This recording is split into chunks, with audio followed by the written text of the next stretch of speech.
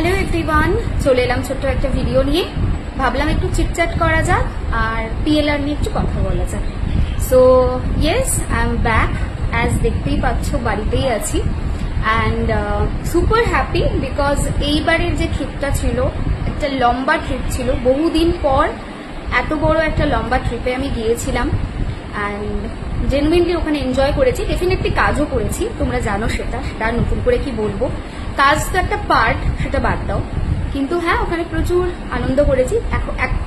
মানে এটার উপরে একটা আলাদা করে ভিডিও বা লাইভ করব, তো এখন সেটা নিয়ে কথা বলছি না। এখন যেটা নিয়ে কথা বলবো সেটা হচ্ছে পিএলআর। আমি জানি অনেকেই আছো যারা পেজে আমাকে দেখছো, তারা জানো না যে কি করি আমি, কিভাবে প্র্যাকটিস করি। প্রচুর নতুন মানুষ জয়েন করেছো, তো সেটা আমি দেখেছি এবং প্রচুর নতুন মেসেজেস আসতে থাকে যেখানে অনেক প্রশ্ন থাকে, যেটা দেখে আমি বুঝতে পারি যে হ্যাঁ তোমাদের মধ্যে অনেক কোয়েশ্চেন্স রয়েছে, অনেক প্রশ্ন রয়েছে। তো ভাবলাম আজকে let's talk about that. So first of all, আমি 2019 থেকে ফেসবুকে অ্যাস্ট্রোলজার হিসেবে কাজ করছি। 2019 থেকে 25 এই একটা লম্বা জার্নিতে আমি থেকেছি অ্যান্ড সেই জার্নিটা তোমাদের ভালোবাসাতে অ্যাবসলিউটলি বিউটিফুল থেকেছে। যারা নতুন তারা হয়তো আমাকে জানো না, বাট যারা পুরনো আমি তাদের প্রতি সত্যিই কৃতজ্ঞ, যারা প্রথম দিন থেকে আমার প্রতি সেই ধৈর্যটা রেখেছে, সেই বিশ্বাসটা রেখেছে and unconditional love and support দিয়েছে। তো তাদের প্রতি আমি কৃতজ্ঞ। কিন্তু নতুনদের জন্য একবার বলে দেওয়া যে কি প্রসেস, কিভাবে কি করছি সেটা। সো 2019 থেকে আমি কাজ করছি ফেসবুকে, এটা হলো 1 নাম্বার। আমি একজন কেপি অ্যাস্ট্রোলজার, আমি বৈদিক প্র্যাকটিস করি না।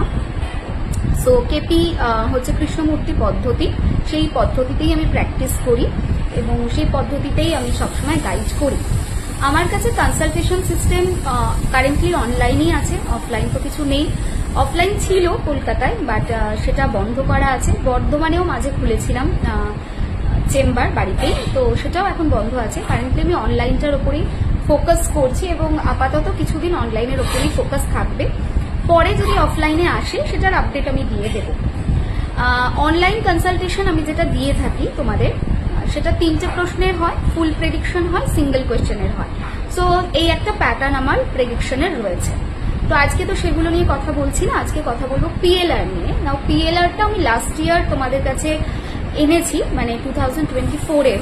অ্যান্ড পিএলআর খুব ভালো একটা প্রসেস। আমার মনে হয় যে প্রত্যেক মানুষের জীবনে একবার না, যেমন আমাদের যদি কোনো অসুস্থতা হয় আমরা ডাক্তারখানায় যাই, রাইট?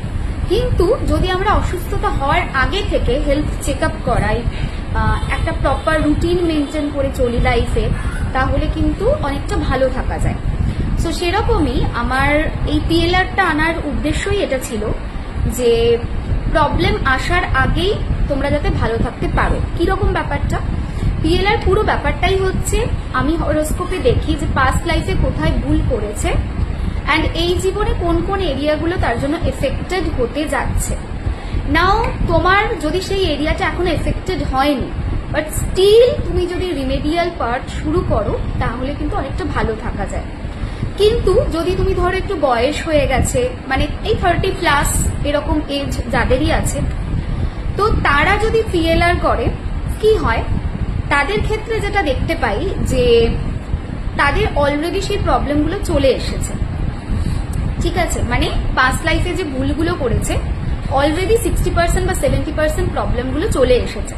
একদম বাচ্চাবেলায় যদি পিএলআর করা যায় সেটা সব থেকে ভালো।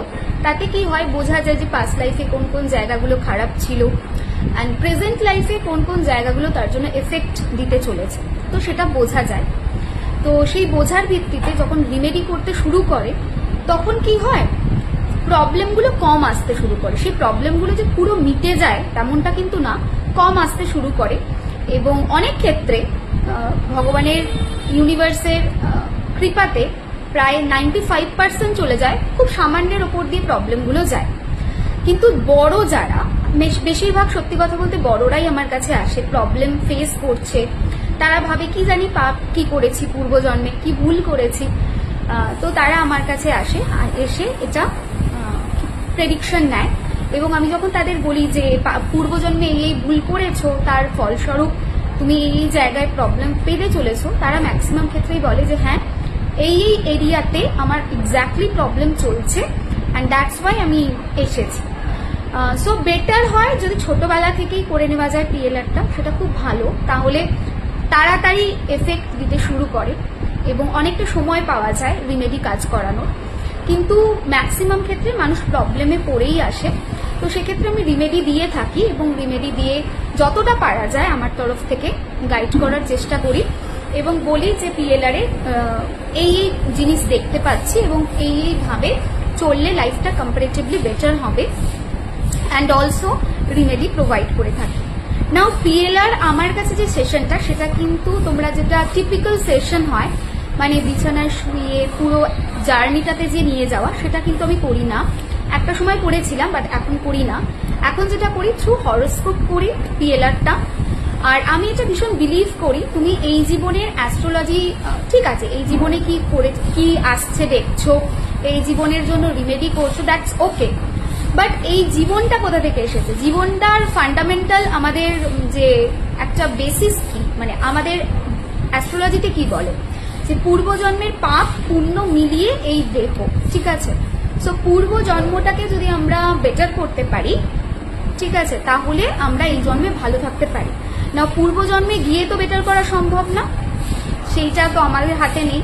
But what we can do, পূর্ব জন্মে আমি কি ভুল করেছি সেটাকে রিয়েলাইজ করা এবং সেটার জন্য ভিতর থেকে ক্ষমা প্রার্থনা করা ভগবানের কাছে যে ওকে, দিজ আর দ্য মিস্টেকস, আমি যেটা করেছি, আমি শুনলাম এই ভুলগুলো আমি করেছি, এটা আমার পূর্ব জন্মের ভুল, এই জীবনে আমি কিন্তু এরকম নই, তো আমাকে কমপ্লিটলি ফরগিভ করো, আমি তোমার কাছে কমপ্লিট সারেন্ডার করছি। এবং তার সঙ্গে কানেক্ট করার রিমেডি যেটা আছে সেটা করা, সেটা যদি করা যায় তাহলে কিন্তু এই জীবনে সেটার ইম্প্যাক্ট অনেক স্ট্রং হয়, ঠিক আছে। দ্যাটস ওয়াই ওই থট প্রসেস থেকেই পিএলআর আনা, এবং পিএলআর আমি প্রচুর মানুষকে দিয়েছি। প্রচুর জনের প্রচুর প্রশ্ন থাকে যে পিএলআর কি, সেটা ভাবলাম আজকে এখানে ক্লিয়ারলি বলে দিই যে হোয়াট ইজ পিএলআর।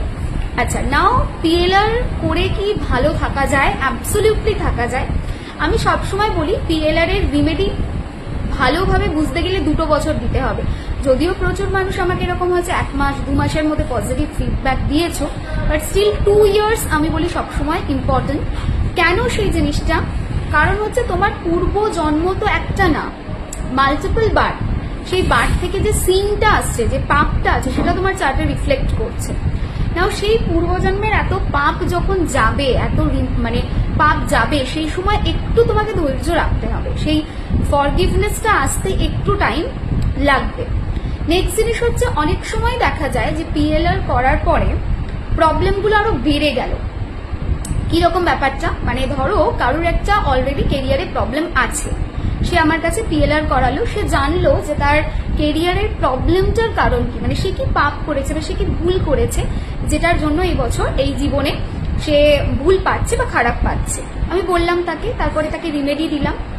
রিমেডিটা শুরু করার পরেই উইদিন 1 মান্থ আরো প্রবলেম বেড়ে গেল। এরকম হয়, and that is absolutely normal. মানে এটা কিন্তু সারা বছর চলবে তেমন না, এটা চলতে পারে 1 থেকে 2 মাস, ঠিক আছে। নাও কেন এই জিনিসটা চলে? পূর্ব জীবনের যে কর্ম, সেগুলো সেই ধুলো চাপা পড়ে আছে, একটা বইয়ে যেমন স্টোর হয়ে থাকে ধুলো চাপা পড়ে, সেরকম তুমি সেটা খুলছো, সেটাকে ক্লিন করার চেষ্টা করছো।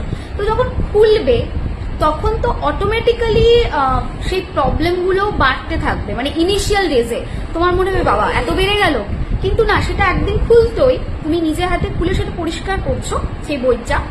তো তার জন্য তোমার ইনিশিয়ালি মনে হতে পারে যে হট করে কেন হলো এটা, বাট আমি সবসময় বলি ক্লায়েন্টকে যে 1 থেকে 2 মাসটা খুব ক্রুশিয়াল। এই সময় কিন্তু প্রবলেম বাড়তে পারে, বাট দ্যাট ইজ ওকে। যদি তুমি পার্মানেন্টলি এটার থেকে বেরোতে চাইছো, এই লুপ থেকে বেরোতে চাইছো, এই ফরগিভনেসের জায়গা থেকে, মানে খারাপটা থেকে বেরোতে চাইছো, তাহলে কিন্তু তোমাকে একটু ওটা হ্যান্ডেল করতে হবে। মায়া একটুখানি ছলনা করে সেই সময়, কর্মা হুট করে ওপেন হলে একটুখানি পাস্ট কর্মা ট্রাবল দিতে পারে, but that is okay. Patience যদি রাখো, রিমেডি যদি করো, উইদিন 2 মান্থস তুমি দেখবে আবার সব সেটেল হয়ে গেছে। নাও পিএলআর কি ইম্পর্টেন্ট, মানে সবার কি করা উচিত? অ্যাবসলিউটলি করা উচিত, তাহলে বোঝা যায় যে কি ভুল কি ঠিক থেকেছে। আর যদি মনে হয় যে পিএলআর করবো না, then how to reduce that karma, কি করে সেই কর্মাটাকে শেষ করা যেতে পারে, জ্বালানো যেতে পারে, দ্যাট ইজ নাম জপ। সো আমার কাছে করতেই হবে পিএলআর এরকম না। তো তুমি যদি নাম জপ করছো কোনো একটা ঠাকুরের, কোনো একটা দেবতার বা ইউনিভার্সের যে কোনো তত্ত্বে তুমি যখন নাম জপ করছো, সেটাও কিন্তু পাস্ট লাইফকে ডিলিট করে, ঠিক আছে। সো চাইলে সেটাও করতে পারো। যদি পাস্ট লাইফ ডিলিট হয় তার অনেক অনেক পজিটিভ ইম্প্যাক্ট এই জীবনে পাওয়া যায়, এবং এই জীবনে তো পাবেই পাবে, আগামী জীবনেও পাওয়া যায়। কারণ সবার তো এই জীবনটাই শেষ জীবন হয় না।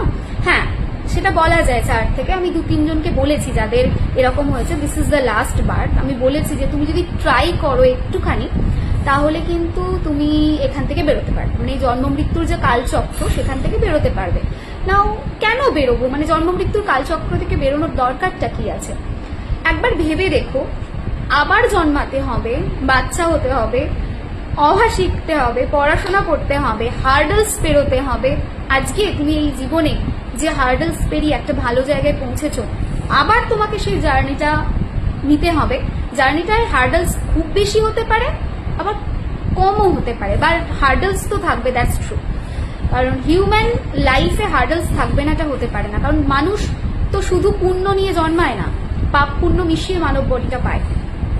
সো সেই জিনিসটাও কিন্তু মাথায় রাখতে হবে যে এই জন্ম মৃত্যুর কালচক্র থেকে বেরোনো দরকার। তো যদি কারোর ক্ষেত্রে আমি দেখি চার্টে রিফ্লেক্ট করছে, আমি খুব ফোকাস দিই সেটাতে, এবং আমি সবসময় বলি যে প্লিজ এখান থেকে বেরিয়ে আসার চেষ্টা করো, মানে এই জন্ম মৃত্যুর কালচক্র থেকে স্পেসিফিক্যালি, অ্যান্ড রিমেডি দিচ্ছি সেটা কন্টিনিউ করো। সো যখনই তোমরা পাস্ট লাইফের কর্মাকে ইরেজ করছো পিএলআর এর মাধ্যমে, এটা কখনোই ভাববে না যে শুধুমাত্র এই জীবনটা ভালো হচ্ছে। না, তোমরা যখন অ্যাস্ট্রোলজির কনসালটেশন নাও সেটাখানে কিন্তু শুধু এই জীবনটা ভালো হচ্ছে, কিন্তু যখন পিএলআর করাচ্ছ, পিএলআর এর রিমেডি করছো, তখন কিন্তু তুমি নিজের এই জীবন তথা আগামী জীবনগুলোকেও ভালো করার দিকে একটা পদক্ষেপ নিচ্ছ। That's why PLR is important. Hopefully আমি সবটা বুঝিয়ে দিলাম। পিএলআর এর জন্য নাম, ডেট অফ বার্থ, টাইম এগুলো লাগবে, ঠিক আছে। নাও টাইম এক্স্যাক্ট না জানলেও চলবে, 2 ঘন্টার গ্যাপে হলেও হবে। আমার অ্যাস্ট্রোলজির যে ফরম্যাট আছে সেখানে টাইমটা খুব ইম্পর্টেন্ট, বাট এখানে মানে পিএলআর এর ক্ষেত্রে টাইম অতটাও ইম্পর্টেন্ট নয়। সো উইদিন 2 আওয়ার্স এর গ্যাপে যদি হয় তাও আমি পিএলআর আরামসে করতে পারবো, এটা হলো একটা। অ্যান্ড সেকেন্ড জিনিস যেটা, এটা কিন্তু টিপিক্যাল কেপি প্রসেস করে পদ্ধতির মাধ্যমে পিএলআর হয় না। আমি প্র্যাকটিস করি কেপি সবসময় যখনই অ্যাস্ট্রোলজির কনসালটেশন দিই, বাট পিএলআর সেশন যেটা, এটা কিন্তু কেপি প্লাস বৈদিকের মিলিয়ে কম্বিনেশনে আমার গুরু তৈরি করেছেন। তো সেই প্রসেসটা বা সেই পদ্ধতিটাই আমি কিন্তু মানি। আরেকটা জিনিস যেটা, সেটা হচ্ছে অনেক মানুষের এই প্রশ্নটা থাকে যে আমি কি ফোনে ওভার দ্য কল পিএলআর এ কথা বলি? Yes, over the call PLR এ কথা বলা হয়। আগে থেকে নাম, date of birth, time, place এগুলো নিয়ে রাখা থাকে, আর তার সঙ্গে সঙ্গে আমি যেটা করি সব ডিটেলস গুলো নিয়ে একটা পুরো দেখে নিই, একবার পুরো চার্টটা ক্রিয়েট করে, চার্ট ক্রিয়েট করতে কোনো বাধা পাচ্ছি কিনা, সব ঠিক আছে কিনা, পুরো চার্টটাকে দেখা, অ্যানালিসিস করা, সব করে নিই। করে নিয়ে আমি যেটা করি, তারপর একটা টাইম দিই। সেই টাইমে 15 মিনিটসের একটা স্লট থাকে, তখন তাকে বুঝিয়ে বলি যে তার কোথায় ভুল ছিল, কোথায় কি ছিল। সো সেটা তাকে বুঝিয়ে বলে দেওয়া হয়, and remedial part as usual হোয়াটসঅ্যাপে প্রোভাইড করে দেওয়া হয়। রিমেডিতে কোনো পারচেস কিছু থাকে? নো, থাকে না, ঠিক আছে। আমার কোনো রিমেডিতেই পারচেস কিছু থাকে না, কনসালটেশন হোক বা পিএলআর, অলওয়েজ রিমেডি খুব শর্ট অ্যান্ড সিম্পল থাকে, এবং কোনো পারচেস কিছু থাকে না। ছোট রিমেডি বাট এফেক্টিভ রিমেডি, আমি এটাতে বিশ্বাস করি। গাদা রিমেডি দিচ্ছি কিন্তু এফেক্টিভ নয়, সেটাতে আমি বিশ্বাস কম করি। সো আমি চেষ্টা করি যতটা পারা যায় শর্ট অ্যান্ড সিম্পল রাখার। বাট হ্যাঁ, ফুল কনসালটেশনের ক্ষেত্রে তখন মানে যারা ফুল কনসালটেশন নেয় তখন অনেকগুলো রিমেডি দিতেই হয়, কিন্তু ইন পিএলআর আমি চেষ্টা করি শর্ট অ্যান্ড সিম্পল রাখার, সো দ্যাট কোনো বাধা না পড়ে, সো দ্যাট সেই পার্সনটা যতটা পারে সেটাকে করতে পারে এবং করে পজিটিভ রেজাল্ট পেতে পারে। কারণ সময়টা একটা বড় ফ্যাক্টর মানুষের কাছে। সো পিএলআরটাকে পিএলআর এর রিমেডিকে আমি ভীষণ শর্ট অ্যান্ড সিম্পল রাখার চেষ্টা করি। অনেক সময় কি এরকম হয়েছে যে আমি চার্ট যেটা দেখেছি সেখানে এরকম কি হয়েছে কখনো যে চার্ট একটা দেখেছি, সেই চার্টটা দেখে আমার মনে হয়েছে নেগেটিভ, হ্যাঁ মনে হয়েছে, সেটা আমি সবসময় বলে দিই, ঠিক আছে। সো এই হচ্ছে প্রসেস। এবারে মেন কথাতে আসি, সেটা হচ্ছে সামনেই মানে জুলাই মাসে আমি পিএলআর বুকিং ওপেন করছি। আজকে নাম্বার দিচ্ছি উপরে, এই নাম্বারে একটা হোয়াটসঅ্যাপ করো, ফিজ রয়েছে 2400 টাকা। দুটো পার্টে ভাগ করে পেমেন্ট করতে পারো। তুমি যদি চাও যে দুটো পার্টে ভাগ করে আমি পেমেন্ট করবো